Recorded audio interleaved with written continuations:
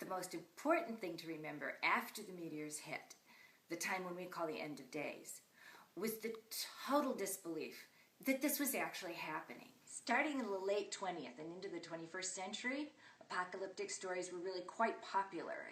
Movies about comets destroying the Earth, books that failed to build this perfect utopia, stories that just happened to have something that ends the world catastrophically.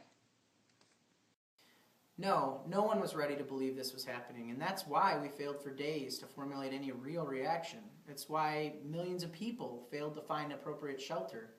They just simply had been conditioned to believe that the end of the world was a punchline and not a headline. Even when we could see the meteors ourselves, there was still a certain level of disbelief that the videos were actually hoaxes. The kinds of things that could be faked in a garage with a smoke machine and a good video editor. Once people started to accept the reality of what had happened to them, they tried to respond. But without any real coordination between survivors, every effort was just too little too late. A cure? Oh, we found a cure to the clouds of death, sure.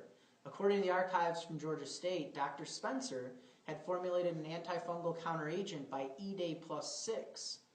The meteor storm ended on EDay +3. So were we ready for any of this?